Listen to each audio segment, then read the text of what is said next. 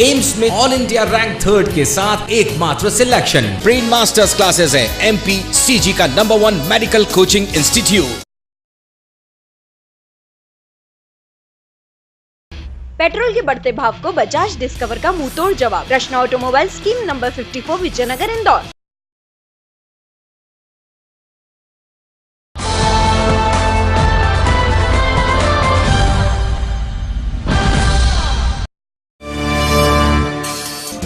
खराब परीक्षा परिणाम और समस्याओं से आक्रोशित विद्यार्थियों ने बोला विश्वविद्यालय पर धावा। जमकर मचाया हंगामा, कुलपति ने दिलाया भरोसा। एसबीआई से निकाले गए कर्मियों के प्रति सांसद सुमित्रा महाजन ने नहीं दिखाई सहानुभूति। घर पर मौजूद होने के बावजूद नहीं उठाई मिलने की जहमत। बैंक कर्मियों ने किया 4 घंटे इंतजार। बारिश में धुला BRTS, कार्य की गुणवत्ता हुई उजागर। जगह जगह हुए गड्ढे व धूल ने बढ़ाई परेशानी। प्रशासन ने निभाई गड्ढे भरने की औपचारिकता। चोरों ने बनाया स्टेशनरी व्यवसायी के घर को निशाना। 5 लाख के जेवर व 1.5 लाख रुपए नगद पर किया हाथ साफ। बड़ी नमाज पढ़ने गया था परिवार। और कबूतर खाना में मस्जिद के पैसों को लेकर 2 पक्षों में हुआ जमकर विवाद। दोनों पक्षों ने किया एक दूसरे पर पथराव में 5 लोग घायल। पुलिस ने मौके पर पहुंचकर स्थिति संभाली।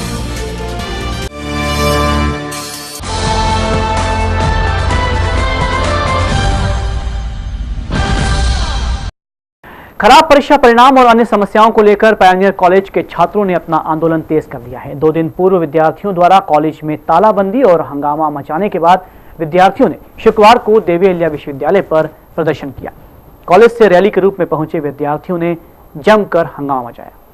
MBA सेकेंड सेमेस्टर का खराब परीक्षा परिणाम और कॉलेज प्रशासन द्वारा की जा रही मनमानी के विरोध में आंदोलन पर आमदा पायोनियर कॉलेज के विद्यार्थियों ने अपना आंदोलन अब और तेज कर दिया है। बुधवार को कॉलेज में हंगामा मचाने के साथ ही तालाबंदी करने के बाद विद्यार्थियों ने शुक्रवार को देवी अहिल्या विश्वविद्यालय की तरफ कूच किया। अखिल भारतीय विद्यार्थी परिषद की अगुवाई में कॉलेज से रैली के रूप में पहुंचे विद्यार्थियों ने प्रदर्शन के साथ ही विश्वविद्यालय पर हंगामा भी मचाया।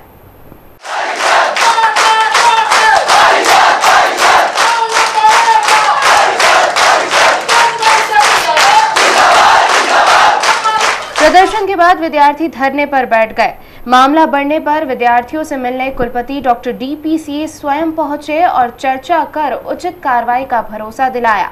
विश्वविद्यालय छात्र संघ अध्यक्ष वर्षा शर्मा ने मीडिया को बताया कि पायोनियर कॉलेज प्रशासन द्वारा विश्वविद्यालय के नियमों का पालन नहीं किया जा रहा है, साथ ही मनमानी की जा रही है, जिससे विद्यार्थियों का भविष्य बिगड़ रहा है। 200 से ज्यादा विद्यार्थियों को आंतरिक परीक्षा में फेल कर दिया गया है। पायोनियर कॉलेज के स्टूडेंट्स का रिजल्ट आया था, जिसके अंदर सारे स्टूडेंट्स को कम से कम इनकी स्ट्रेंथ थी 280, उसमें से 62 स्टूडेंट्स को पास किया गया, ऑल क्लियर थे। इसके अलावा सारे बच्चे फेल हो गए थे। तो इन बच्चों को कहा गया तुम रिवेल भरो। कई बच्चों को कहा गया तुम पैसे देके अपने सब्जेक्ट निकलवा सकते हो, तो बच्चों ने रिवेल डाला। रिवेल में बच्चों से अच्छी लूटकाट, अपने मनमानी फीस ली गई। उसका बच्चों को रिवेल में भी फिर पास नहीं किया गया। उसका बच्चों ने कॉलेज प्रशासन के साथ विरोध किया और उसका ताला लगा दिया, जिसमें विद्यार्थी परिषद ने बच्चों का साथ दिया। विद्यार्थियों ने पासिंग क्राइटेरिया 50% से घटाकर 40% करने की मांग की है। विद्यार्थियों ने कॉलेज प्रशासन पर धमकाने का आरोप भी लगाया है। ये मांग है कि हमारा जो क्राइटेरिया यहाँ पर 50% यहाँ पे रखा गया है, हम सभी यहाँ पे विद्यार्थी चाहते हैं कि हमारा वो क्राइटेरिया 40% हो जाए, जो कि और सारे ऑटोनोमस कॉलेज में भी है, तो हमारे कॉलेज में भी वही होना चाहिए और हम सबके साथ में न्याय होना चाहिए। विद्यार्थियों ने परीक्षा परिणाम सुधारने और विश्वविद्यालय के नियम सख्ती से लागू कराए जाने की मांग कुलपति से की है। एसबीआई से अचानक सेवा से हटाए गए अस्थायी बैंक कर्मियों ने शुक्रवार को सांसद सुमित्रा महाजन के घर के बाहर शांतिपूर्ण धरना दिया। हालांकि 4 घंटे के बाद भी घर में होने के बावजूद ताई ने बैंक कर्मियों से मुलाकात करना मुनासिब नहीं समझा। फिर भी बैंक कर्मी ताई से न्याय दिलाने की बात कहने के लिए घंटों घर के बाहर बैठे रहे। सांसद सुमित्रा महाजन के घर के बाहर धरना दे रहे ये लोग स्टेट बैंक ऑफ इंडिया के 4th श्रेणी के अस्थायी कर्मचारी हैं, जिन्हें एसबीआई ने गुरुवार को बैंक की सेवाओं से बिना सूचना के अलग कर दिया। अचानक नौकरी से हटाए गए कर्मचारी शुक्रवार को सांसद सुमित्रा महाजन से पूरे मामले पर हस्तक्षेप करने और न्याय दिलाने की बात कहने गए थे, लेकिन 4 घंटों के इंतजार के बाद भी ताई ने इनसे मुलाकात नहीं की, जबकि ताई घर में ही मौजूद थी। सेवा से हटाए गए बैंक कर्मियों का कहना था कि स्टेट बैंक ऑफ इंदौर का विलय वर्ष 2010 में स्टेट बैंक ऑफ इंडिया में हुआ था। तब कर्मचारियों के हितों का मुद्दा संसद में ताई ने उठाया था, जिसके बाद सरकार की ओर से आश्वासन मिला था कि किसी कर्मचारी का अहित नहीं होने दिया जाएगा। लेकिन गुरुवार को बिना किसी पूर्व सूचना या नोटिस के विभिन्न शाखाओं के 342 कर्मचारियों को सेवाओं से हटा दिया गया। क्या बोलते हैं, हमें बिना किसी सूचना के आधार पे बैंक से निकाल दिया गया है। स्टेट बैंक ऑफ इंदौर का विलय स्टेट बैंक ऑफ इंडिया में वर्ष 2010 में अगस्त में हुआ था। तब हमें आश्वस्त किया गया था कि किसी भी कर्मचारी का अहित नहीं होने दिया जाएगा, किंतु विलय के पश्चात हमें निकाल दिया गया। हमारे द्वारा हमारी AIB की जो यूनियन थी उसके माध्यम से RLC में हमारा द्वारा प्रकरण लगाया गया, जिसके द्वारा हमें यथावत वाली स्थिति में स्टे मिला और हम वापस कार्य पर उपस्थित रहकर लड़ते रहे। इस बीच हमारे इंदौर शहर की स्थानीय सांसद द्वारा भी हमारा मुद्दे को पार्लियामेंट में उठाया गया, जिसमें क्या बोलते हैं केंद्रीय वित्त राज्य मंत्री नमो नारायण मीना द्वारा आश्वस्त किया गया कि 1982 के बाद के जितने भी अस्थायी कर्मचारी इनको सभी को एक बार प्राथमिकता दी जाएगी एवं इनको एक अवसर और दिया जाएगा। किंतु इसके विपरीत कल हमें बिना किसी सूचना के आधार पर बिना किसी नोटिस के सेवा से पृथक कर दिया गया। हालांकि ताई के घर के बाद कर्मचारी SBI के मुख्यालय वायन रोड पर भी प्रदर्शन करने जाने वाले थे, लेकिन ताई के इंतजार में उन्होंने 4 घंटे सड़क पर ही बिता दिए। कर्मचारी अब इस मामले में कोर्ट में जाने का मन भी बना रहे हैं। बारिश ने BRTS के साथ अफसरों के भी असली चेहरों को बेनकाब कर दिया है। मानसूनी झमाझम के चलते बी रोड पर हाल ही में बनी नई नवेली सड़क धुल गई है। सड़क के साथ ही लोगों के BRTS पर चलने की उम्मीद भी धुल गई है। हालात कुछ इस तरह हैं कि लोगों की मंजिल का सफर गड्ढों से होकर गुजरने को मजबूर है और अधिकारी हैं कि शर्म हया सब कुछ छोड़कर आंखें बंद किए बैठे हैं। बस रैपिड ट्रांजिट सिस्टम को गति मिले, इससे पहले ही ये विवादों और मुश्किलों से घिरा नजर आने लगा है। कानों में रुई और आंखों पर पट्टी बांधे अफसर यहां से गुजरते तो हैं, लेकिन उन्हें ये हालात शायद दिखते नहीं। खैर, अफसरों का क्या, एयर सस्पेंशन व शीशे चढ़ाकर ऐसी गाड़ी में चलने वालों के लिए ये मामूली सी चीज है या वे इससे सरोकार भी नहीं रखते। लेकिन इन गुमनामी के अंधेरों में खो चुकी सड़कों पर चलने वाले लोगों के दर्द को समझना जरूरी है। धूल के गुबार के बीच वे आंख नाक भींचकर चलने को मजबूर हैं।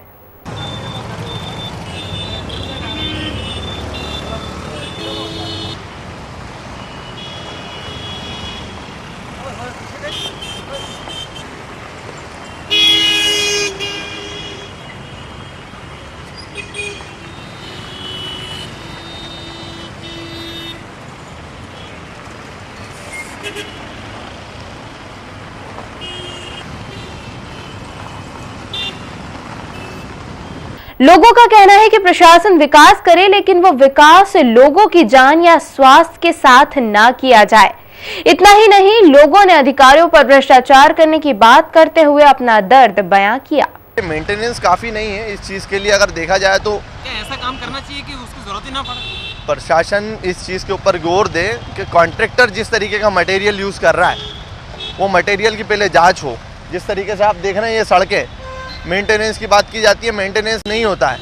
आज की तारीख में देखा जाए तो कई सड़कें और कई सारी चीज़ें ऐसी हैं, नालियाँ ऐसी है जहाँ पे प्रशासन खुद ध्यान नहीं दे पाता, तो कॉन्ट्रैक्टर क्या ध्यान देगा। पहली चीज़, आप अगर वो चीज़ यूज़ कर रहा है तो उस चीज़ को आप पहले पॉइंट टू पॉइंट चेक करें कि ये चीज़ में क्या मटेरियल यूज़ हो रहा है। धूल और धुएं से परेशान लोग ये भी बोले कि सरकार जब उनके टैक्स लेती है, फंड की पर्याप्त व्यवस्था होती है, तो आखिरकार क्यों विकास के नाम पर भ्रष्टाचार किया जाता है। आज सड़कों को बनाने में जिस तरह से ठेकेदार कोताही बरत रहे हैं, क्या वे सरकार को नजर नहीं आते? बात अलग होती है, बट क्या है कि इसमें प्रशासन जो बना रही है, मतलब उसके साथ में बेनिफिट तो हो रहा है, प्लस पॉइंट सारे देख रही है जनता। बाकी क्या है कि उसके साथ में बुरे जो अंजाम हो रहे हैं उनके ऊपर पर्दा डल रहा है। मतलब मेन चीज़ देखा जाए तो अपने को उसका जो अच्छाई है और बुराई है दोनों चीज़ों को लेके चलना चाहिए, वो नहीं हो पा रहा है। प्रशासन उस चीज़ को ध्यान ही नहीं दे रही है। प्रशासन मतलब अपने आप को मतलब वो बड़ा ऊंचा बताने के लिए अपना बस वही बनाए जा रहे, बाकी उसके पीछे जो नुकसान हो रहा है वो भरपाई करना चाहिए, वो चीज़ें नहीं हो। इस मामले में जब आईटी अफसरों से चर्चा करने की कोशिश की गई तो ज्यादातर अफसर फील्ड विजिट पर होने की बात कहकर बहाने कर गए। वहीं फोन पर केवल यही जानकारी मिल पाई कि सड़क की फाइनल लेयर का काम बारिश बाद किया जाएगा। वहीं लोगों को आ रही परेशानी पर अफसर बोले कि विकास के चलते थोड़ी परेशानी तो उठाना पड़ेगी। इस वक्त समय छोटे से ब्रेक का। ब्रेक के बाद कहीं नहीं जाइएगा, बाकी है कुछ और खबरें।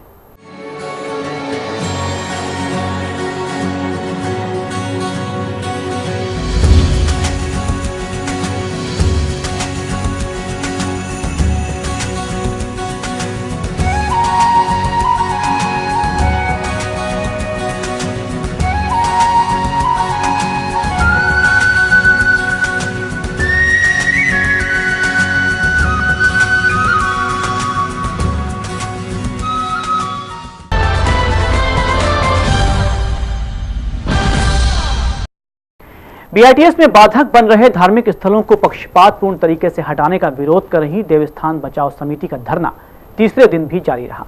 समिति ने एलआईजी गुरुद्वारे समेत जीपीओ सहित शीतला माता मंदिर पर धरना देकर अपना तीखा विरोध जाहिर किया है। बीआरटीएस के मामले में प्रशासनिक अमले के पक्षपातपूर्ण रवैये से नाराज मंदिर समिति का धरना तीसरे दिन भी जारी रहा। इसी क्रम में शुक्रवार को भी समिति का धरना एलआईजी गुरुद्वारा व भंवरकुआं चौराहे पर जारी रहा। गुरुद्वारा प्रबंधक कमेटी के बलदेव सिंह गिल का कहना है कि यदि प्रशासन कार्रवाई करे तो सभी धर्मस्थलों पर एक साथ कार्रवाई करे। वहीं गुरुद्वारे के मामले में उन्होंने पहले पार्किंग बनाने फिर जगह देने की बात कही। एक ही निवेदन है कि जितने देवस्थान हैं वो सबको एक निगाह से देखना चाहिए। वो किसी को तोड़ रहे हैं, किसी को छोड़ रहे हैं, तो ये भेदभाव नहीं होना चाहिए। तो एक ही मतलब है, हमने तो इनको जगह दी है, भी हमारे को पार्किंग के लिए दे दो, पार्किंग बना के देंगे तो हम उनको जगह देंगे, नहीं बना के देंगे तो हम नहीं देंगे। देवस्थान बचाओ समिति का धरना कल भी जारी रहेगा। स्टेशनरी व्यवसायी का परिवार गुरुवार शाम 1.5 घंटे के लिए घर से बाहर क्या गया, चोरों की चांदी हो गई। दरअसल परिवार बड़ी नमाज पढ़ने गया था, तभी मौका पाकर चोरों ने घर से लाखों रुपए के जेवर और नकदी सहित कुल 6 लाख से ज्यादा के माल पर हाथ साफ कर दिया। चोरी की वारदात गुरुवार शाम की है।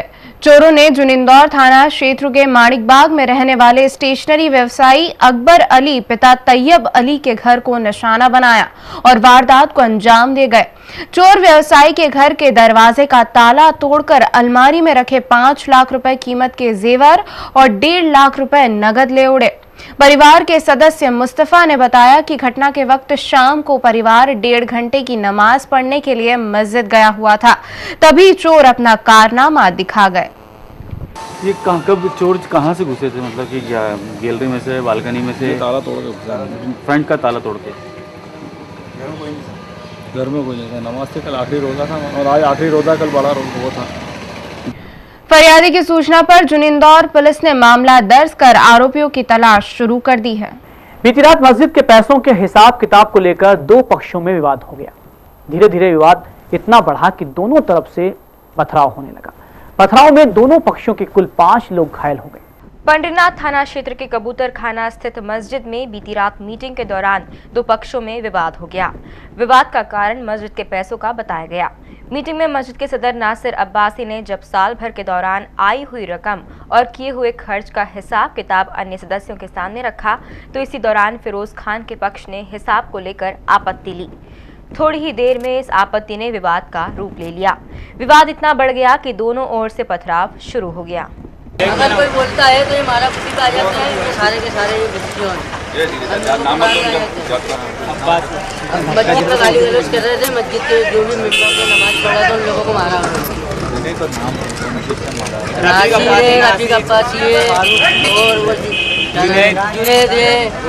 बताया जाता है कि विवाद मस्जिद पर कब्जे को लेकर हुआ। फिलहाल मस्जिद पर नासिर का कब्जा है, जिस पर फिरोज और उसके साथी कब्जा करना चाहते हैं। क्या हुआ? मैं कुछ भी ना, मस्जिद में अच्छा भला चल रहा था प्रोग्राम।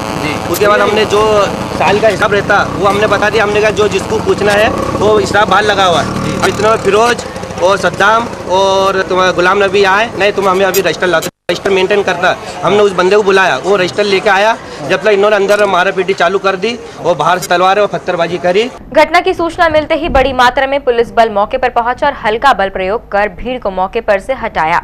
पथराव के बाद दोनों पक्ष पंडरीनाथ थाने पर जमा हो गए और हंगामा करने लगे। भी देखिए आप किसी को भी। ऐसे कैसे जाएंगे? ऐसे कैसे जाएंगे? शांति से, शांति से।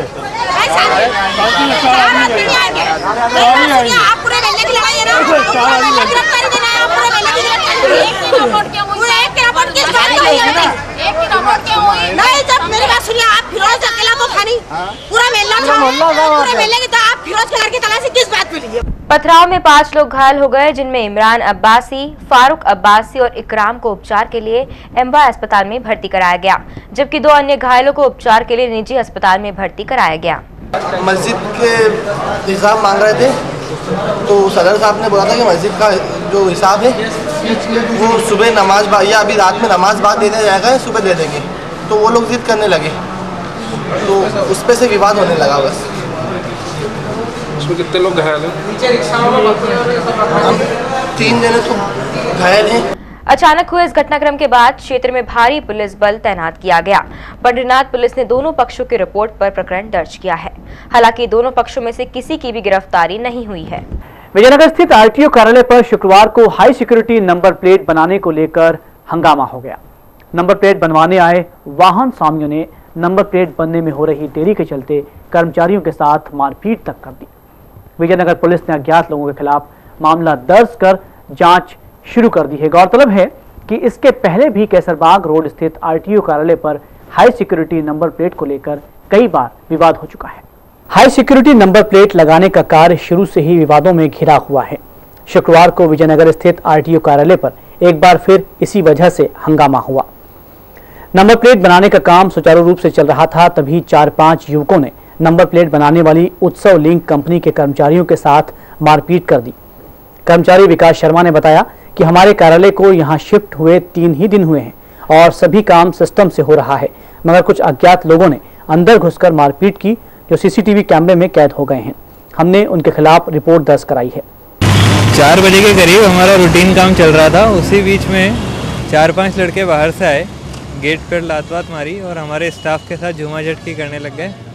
टेबल पे भी हाथ मारा, प्लेट उठा के फेंक दी थी और झूमा झटकी कर रहे थे और गाली गलौज कर रहे थे। इस वजह से तो हम यहाँ पुलिस कार्रवाई के लिए आए थे। एफआईआर थाना विजयनगर ने अज्ञात लोगों के खिलाफ रिपोर्ट दर्ज कर जांच शुरू कर दी है। गौरतलब है कि इसके पहले भी केसरबाग रोड स्थित आरटीओ कार्यालय पर हाई सिक्योरिटी नंबर प्लेट को लेकर विवाद की स्थिति बन चुकी है। औद्योगिक नगरी पीथमपुर की एक रेडीमेड गारमेंट कंपनी में सालों से कार्यरत कर्मचारी प्रबंधन की मनमानी और वेतन नहीं बढ़ाए जाने से नाराज होकर गुरुवार से हड़ताल पर चले गए। शुक्रवार सुबह कंपनी में उस समय हंगामे की स्थिति बन गई जब श्रमिकों ने प्रबंधन पर आरोप लगाया कि कंपनी द्वारा गुंडों का सहारा लेकर हड़ताल तोड़ने के लिए दबाव बनाया जा रहा है। एक श्रमिक पर बाहरी तत्वों द्वारा चाकू से हमले की भी खबर है। हालांकि पुलिस और प्रबंधन ने इससे इनकार किया है। पीथमपुर के सेक्टर नंबर 1 स्थित रेडीमेड गारमेंट कंपनी प्रतिमा सिंथेटिक परिसर में हंगामा मच गया। कंपनी में सालों से कार्यरत 300 से अधिक श्रमिकों ने प्रबंधन पर आरोप लगाया कि कंपनी द्वारा 2 सालों से वेतन नहीं बढ़ाया गया है, न ही उनका एग्रीमेंट बनाया जा रहा है। इन मांगों को लेकर हड़ताल शुरू की तो दूसरे दिन प्रबंधन ने बाहरी गुंडों को बुलाकर हड़ताल तोड़ने का बेजा दबाव बनाया। इस कारण श्रमिक भड़क गए और परिसर में ही हंगामा खड़ा कर दिया। इस दौरान कुछ श्रमिकों ने कंपनी में तोड़फोड़ भी कर दी। मौके पर पहुंची पुलिस ने हल्का बल प्रयोग भी किया। इस बीच सभी श्रमिकों ने विकास भवन स्थित श्रम विभाग पहुंचकर अपनी मांगों को लेकर धरना दिया।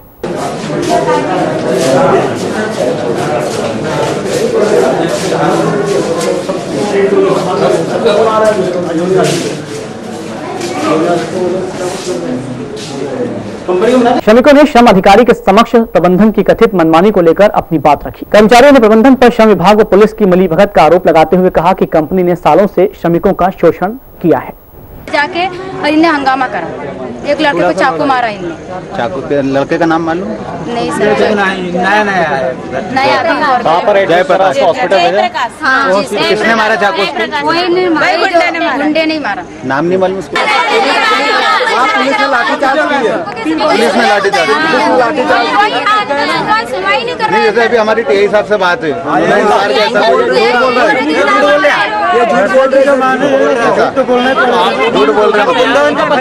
इस संबंध में जब कंपनी प्रबंधन से चर्चा करना चाहिए तो वे कैमरे पर आने से बचते रहे। वहीं श्रमिकों का कहना है कि उनकी मांग नहीं मानी गई तो उग्र आंदोलन किया जाएगा। बहुप्रतीक्षित इंदौर मनमाड़ रेल लाइन परियोजना को लेकर अब कोई बाधा नहीं है। मध्य प्रदेश और महाराष्ट्र सरकार ने अपने अपने हिस्से की 50-50% राशि दिए जाने की स्वीकृति दे दी है। वहीं रेलवे बोर्ड ने भी परियोजना को मंजूरी प्रदान कर दी है। अब इंतजार है तो बस बहुप्रतीक्षित रेलवे परियोजना के श्री गणेश होने का। पत्रकार वार्ता में जानकारी देते हुए इंदौर मनमाड़ रेल संघर्ष समिति के सूत्रधार और महाराष्ट्र धुले के विधायक अनिल गोटे ने बताया कि 100 साल का इंतजार और लंबे संघर्ष और आंदोलन के बाद ये रेल परियोजना अब साकार होती नजर आ रही है। विधायक गोटे ने बताया कि यदि रेल परियोजना को लेकर जनप्रतिनिधि दमदारी और ताकत से आवाज उठाते तो परियोजना कब से पूरी हो जाती। यह सब जनता के आंदोलन की वजह से संभव हो पाया है। विधायक गोटे ने आगे जानकारी दी कि सिंगल रेल लाइन डाले जाने पर करीब 2256 करोड़ रुपए खर्च होंगे और डबल लाइन बिछाने पर करीब 4000 करोड़ रुपए का खर्च आएगा। दोहरी लाइन काफी लाभदायक साबित होगी। उन्होंने आगे बताया कि यदि परियोजना पब्लिक प्राइवेट पार्टनरशिप PPP के सहयोग से पूरी की जाए तो दोनों राज्य सरकारों के साथ ही रेल मंत्रालय की तिजोरी पर भी आर्थिक बोझ नहीं पड़ेगा और 3 साल में रेल दौड़ने लगेगी। इसमें कोई दिक्कत नहीं रहेगी क्योंकि जो पैसा डालेगा वो पैसा जल्दी निकालने की कोशिश करेगा। अगर ये सरकार का काम रहेगा तो इसको 10 साल लग जाएगा। होता है ज़्यादा, हो सकता है ज़्यादा भी समय लगेगा, लेकिन जल्दी में बनाना है तो ये जल्द से जल्द हो सकता है। जो रेल मंत्री ने अपने बजट के भाषण में कहा कि हम इसको PPP में बनाएंगे, पब्लिक प्राइवेट पार्टनरशिप में। रेल परियोजना पूरी होने से महाराष्ट्र और मध्य प्रदेश के अनेक शहर न केवल रेल मार्ग से सीधे जुड़ जाएंगे बल्कि इंदौर और मुंबई के बीच की दूरी भी काफी कम हो जाएगी। जिला न्यायालय में वकीलों ने शुक्रवार को अपर जिला सत्र न्यायाधीश की कोर्ट का बहिष्कार कर दिया। वकीलों के अनुसार न्यायाधीश भावना साधो के लगातार दुर्व्यवहार के चलते वे शुक्रवार और आने वाले मंगलवार को उनकी अदालत में न्यायालयीन कार्य से दूर रहेंगे। अभिभाषकों ने कोर्ट परिसर में नारेबाजी भी की। अपर जिला सत्र न्यायाधीश भावना साधो के अदालत में शुक्रवार को वकीलों ने कोई कामकाज नहीं किया। वकीलों ने सुबह उक्त कोर्ट के बहिष्कार की घोषणा की। न्यायाधीश भावना साधो के खिलाफ वकीलों ने चीफ जस्टिस को लिखित में शिकायत दर्ज की है कि उनकी अदालत में केस सुनवाई के दौरान अभिभाषकों को सम्मान नहीं दिया जाता है और उनसे गलत व्यवहार किया जाता है। वकीलों ने कोर्ट परिसर में से लेकर जमकर नारेबाजी भी की।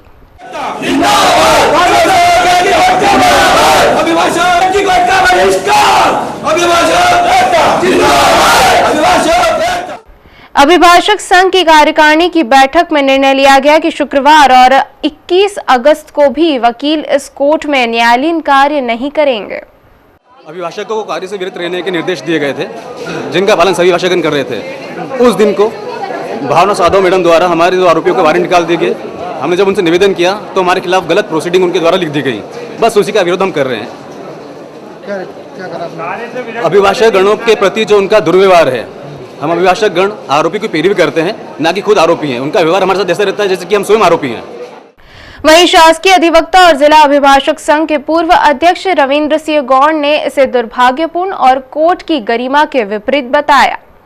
इंदौर अभिभाषक संघ की कार्यकारिणी में कुछ सदस्यों द्वारा माननीय न्यायालय की शिकायत की गई थी, उसी के विरोध स्वरूप यह कार्रवाई की गई है। लेकिन मेरे व्यक्तिगत विचार से इंदौर अभिभाषक संघ के अध्यक्ष सचिव को ऐसे विषयों पर बैठकर चर्चा करना चाहिए, क्योंकि हम ही लोगों के द्वारा माननीय न्यायालय का सम्मान किया जाता है और माननीय न्यायालय द्वारा अभिभाषकों का सम्मान किया जाता है। इंदौर अभिभाषक संघ की कार्यकारिणी द्वारा भविष्य में इस प्रकार के विषय कमरे में बैठकर ही चर्चा करना चाहिए, ताकि पक्षकार भी माननीय न्यायालय का सम्मान कर सके। मेरे व्यक्तिगत विचार से इस प्रकार से इंदौर अभिभाषक संघ के अध्यक्ष सचिव और कार्यकारिणी को नारेबाजी नहीं करना चाहिए। वकीलों ने न्यायाधीश का तबादला करने को लेकर हाईकोर्ट चीफ जस्टिस को पत्र लिखा है। इस वक्त समय छोटे से ब्रेक के बाद कहीं नहीं जाइएगा, बाकी है कुछ और खबरें।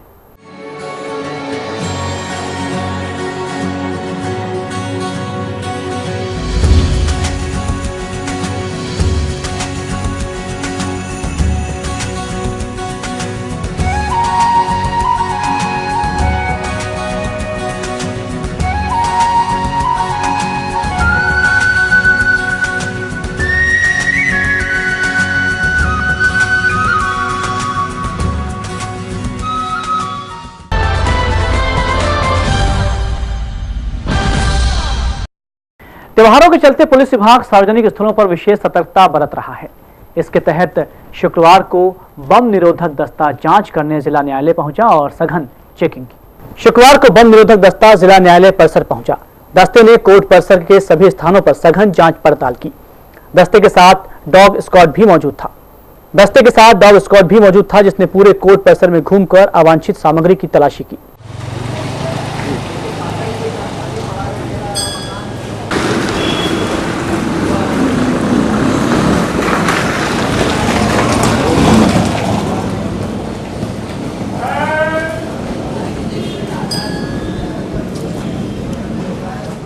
गौरतलब है कि पूना बम धमाकों के बाद से ही शहर को अलर्ट पर रखा गया है। इस कड़ी में पुलिस विभाग द्वारा शहर में सार्वजनिक स्थलों के साथ ही जिला एवं उच्च न्यायालय पर भी विशेष निगाह रखी है। बहुचर्चित शहला मसूद हत्याकांड के आरोपी सबा फारूकी के जमानत आवेदन पर शुक्रवार को सीबीआई कोर्ट में बहस हुई। इस मामले की मुख्य आरोपी जाहिदा परवेज की ओर से भी जमानत अर्जी कोर्ट में दायर की गई है। मामले में सीबीआई ने 1000 पन्नों के सबूत भी पेश किए हैं। इन महत्वपूर्ण सबूतों के मामले से जुड़े सभी आरोपियों के कॉल डिटेल्स भी हैं। अदालत 21 अगस्त को सबा की जमानत अर्जी पर फैसला सुनाएगी। हाई प्रोफाइल शहला मसूद हत्याकांड में आरोपी सबा फारूकी के वकील की ओर से जमानत अर्जी दायर की गई थी। सीबीआई जज अनुपम श्रीवास्तव की कोर्ट में शुक्रवार को आरोपी सबा को पेश किया गया और जमानत अर्जी पर बहस हुई। सबा के वकील ने उसकी बीमारी के आधार पर जमानत की मांग की। यह भी तर्क दिया कि आरोपी का कोई आपराधिक रिकॉर्ड नहीं है। इधर सीबीआई के वकीलों ने जमानत अर्जी का विरोध किया। मामले में कोर्ट 21 तारीख को फैसला सुनाएगी। सीबीआई द्वारा जो एविडेंस बताया गया है वो हवा में बताया गया। हमने जो एविडेंस बताया है वो चार्जशीट में पढ़ के अकॉर्डिंग टू लॉ सेक्शन के तहत बताया गया। सीबीआई ने कहा कि साहब ये वो है। अरे आप खोल के तो बताइए क्या है क्या नहीं है। हमारे द्वारा सुप्रीम कोर्ट की इंदौर बेंच हाई कोर्ट की रूलिंग पेश की गई है। उस रूलिंग में क्लियर ये है कि यदि कोई गिरफ्तार व्यक्ति हो तो उसके द्वारा आइडेंटिफिकेशन नहीं कराया जा सकता। सभा ने भी बयान दिया। क्या सभा ने क्या बयान दिया? सभा ने ये बोला कि साहब उसका जेल के अंदर कोई इलाज नहीं हो रहा, वो 4 दिन से बहुत परेशान है, उसका कोई इलाज नहीं हो रहा, उसका कोई नहीं। के मामले में क्या हुआ? अब क्या प्रोग्रेस? कोर्ट ने जमानत के मामले में 21 तारीख लगाई है, ऑर्डर के लिए लगाई है। ऑर्डर मिल जाएगा आपको लग रहा है? उम्मीद है। अब कोर्ट ने कहा है ऑर्डर मिलेगा नहीं मिलेगा, दैट इज इनफ मैटर। इधर जाहिदा की ओर से उनके वकील ने भी कोर्ट में जमानत अर्जी दाखिल कर दी है। इस जमानत अर्जी पर 23 अगस्त को बहस होगी। सीबीआई ने कोर्ट में नए 16 गवाहों की सूची पेश की है। वहीं कुछ अहम दस्तावेज भी पेश किए जिसमें आरोपियों की पूरी कॉल डिटेल, एक सीडी, एफएसएल रिपोर्ट और घटना स्थल के फोटो भी मौजूद हैं। आइए हम आपको दिखाते हैं घटना स्थल के महत्वपूर्ण फोटो।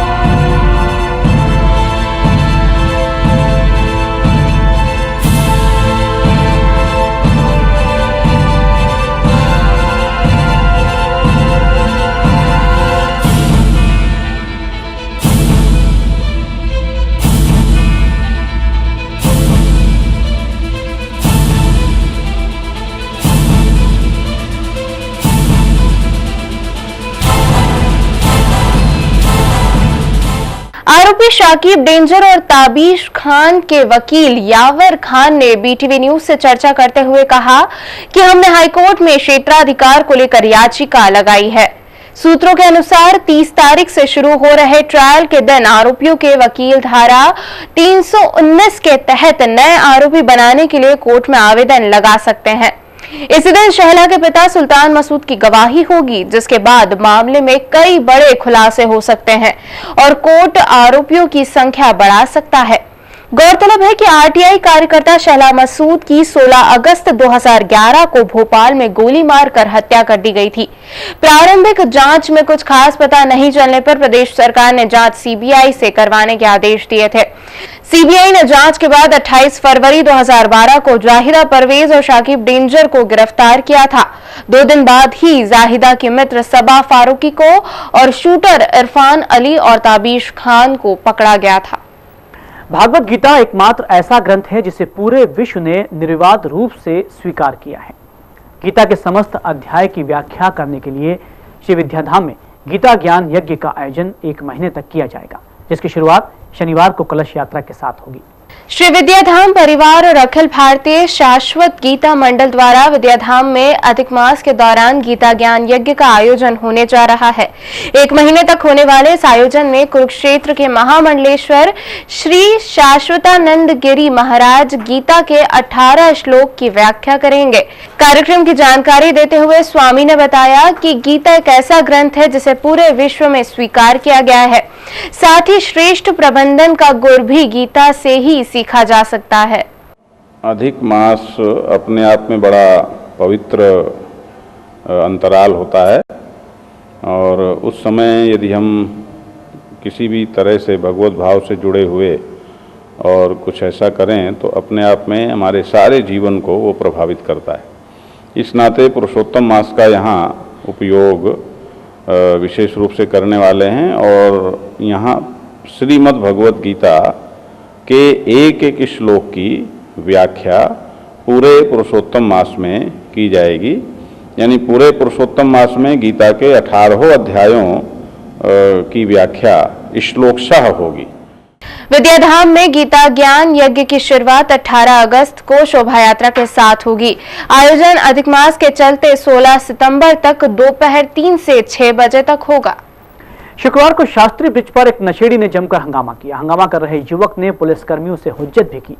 हंगामे के कारण शास्त्री ब्रिज पर आधे घंटे तक जाम की स्थिति बनी रही। घटना दोपहर की है, जब 2 नशेड़ी युवक आपस में विवाद कर रहे थे। तभी पुलिसकर्मी के पहुंचने पर एक युवक वहां से भाग निकला। पुलिसकर्मी को देखते ही मौके पर खड़े नशेड़ी युवक ने हंगामा शुरू कर दिया। युवक कभी पुलिस जवान के गले में हाथ डालता तो कभी उससे हुज्जतबाजी करता।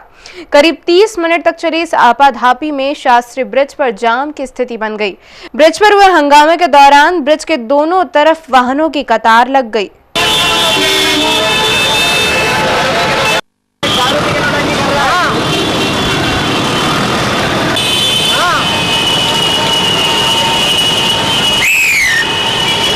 आधे घंटे के हंगामे के बाद पुलिस नशेड़ी युवक को बड़ी मुश्किल से पकड़कर थाने ले गई। शहर में लगातार बढ़ रही चोरियों पर पुलिस भले ही अंकुश नहीं लगा पा रही हो, लेकिन नगर सुरक्षा समिति ने बढ़ती चोरियों को रोकने के उद्देश्य से जागरूकता अभियान की शुरुआत रीगल चौराहे से की। समिति के सदस्यों ने चौराहे पर जागरूकता का संदेश लिखी तख्तियों के माध्यम से राहगीरों तक अपनी बात पहुंचाई। जनता में फूट, चोरों की लूट, घर सुना चोर लगाए चूना, कुछ इस तरह के नारे लिखे होर्डिंग्स के साथ नगर सुरक्षा समिति के 2 दर्जन सदस्यों ने जागरूकता अभियान की शुरुआत रीगल चौराहे से की। अभियान के माध्यम से शहर में बढ़ती चोरियों पर अंकुश लगाने के लिए सुरक्षा समिति के सदस्यों ने प्रयास शुरू किया है। नगर सुरक्षा समिति के जिला प्रवक्ता अमरजीत सिंह सूदन के मुताबिक समिति सदस्यों ने रीगल चौराहे से गुजरने वाले लोगों में जागरूकता लाने का प्रयास किया। अभियान का मकसद लोगों में अपने पड़ोसी पर विश्वास करने की भावना पैदा करना है, ताकि चोरियों पर अंकुश लगाया जा सके। इंदौर शहर में लगातार देख रहे हैं कि जो घर सूने हैं उनमें चोरियां हो रही हैं और मारपीट हो रही है, मर्डर हो रहे हैं। तो उनकी समझाइश के लिए हमने पूरे इंदौर शहर में, ज़िले में ये बैनर और पट्टी लेके खड़े रहेंगे तो लोगों को समझाइश देंगे। मतलब क्या चाहते क्या हम लोग ये चाहते हैं कि लोग सावधान रहें। अगर वो बाहर जाते हैं तो अपने पड़ोसी को बता के जाएं, पड़ोसी पे विश्वास करें, क्योंकि कोई भी घटना दुर्घटना होती है तो पड़ोसी पहले आता है, रिश्तेदार देर में आता है। जागरूकता बढ़ाने के लिए हम लोग ये कर रहे हैं कि लोगों में जागरूकता है। लोग घर छोड़ के जाते हैं, पड़ोसी को भी बता के नहीं जाते, तो उसमें उनके साथ जो घटना दुर्घटनाएँ होती हैं उससे सावधान करने के लिए हम लोग। नगर सुरक्षा समिति का यह अभियान शहर के सभी प्रमुख चौराहों पर सतत चलाया जाएगा। और अब एक नजर न्यूज फास्ट पर।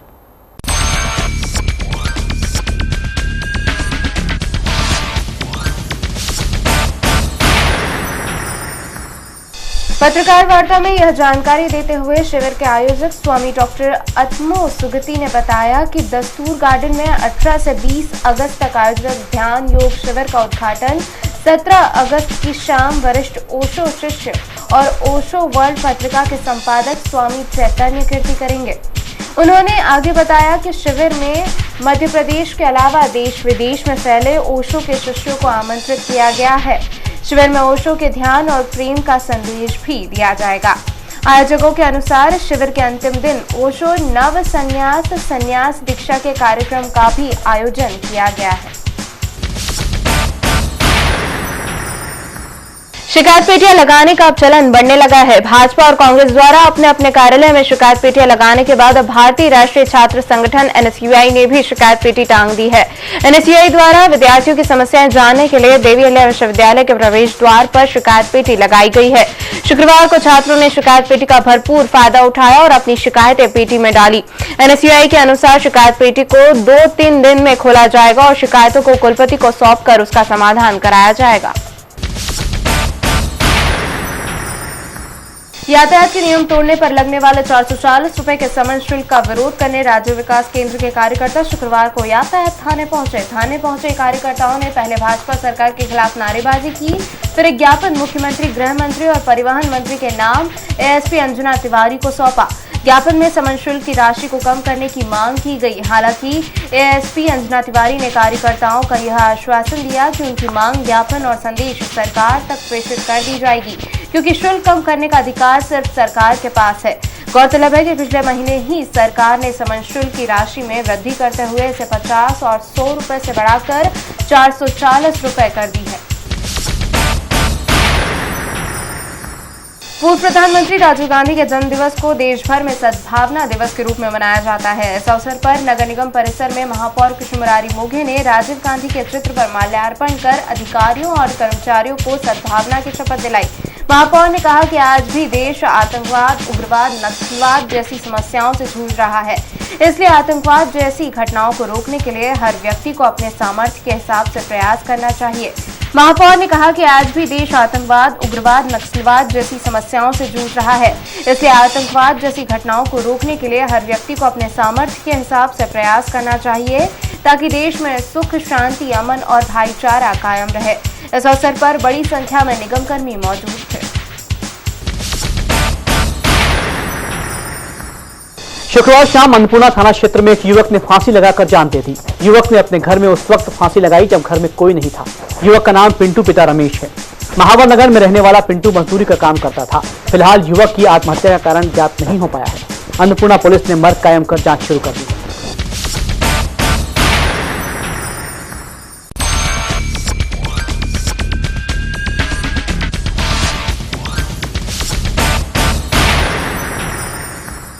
तो ये थी बीटीवी न्यूज में अभी तक की खबरें। ताजा खबरों के लिए देखते रहिए बीटीवी न्यूज। खराब परीक्षा परिणाम और समस्याओं से आक्रोशित विद्यार्थियों ने बोला विश्वविद्यालय पर धावा, जमकर मचाया हंगामा, कुलपति ने दिलाया भरोसा। एसबीआई से निकाले गए कर्मियों के प्रति सांसद सुमित्रा महाजन ने नहीं दिखाई सहानुभूति। घर पर मौजूद होने के बावजूद नहीं उठाई मिलने की जहमत। बैंक कर्मियों ने किया 4 घंटे इंतजार। बारिश में धुला बीआरटीएस, कार्य की गुणवत्ता हुई उजागर। जगह जगह हुए गड्ढे व धूल ने बढ़ाई परेशानी। प्रशासन ने निभाई गड्ढे भरने की औपचारिकता। चोरों ने बनाया स्टेशनरी व्यवसायी के घर को निशाना। 5 लाख के जेवर व 1.5 लाख रुपए नकद पर किया हाथ साफ। बड़ी नमाज पढ़ने गया था परिवार। और कबूतर खाना में मस्जिद के पैसों को लेकर 2 पक्षों में हुआ जमकर विवाद। दोनों पक्षों ने किया एक दूसरे पर पथराव में 5 लोग घायल। पुलिस ने मौके पर पहुंचकर स्थिति संभाली।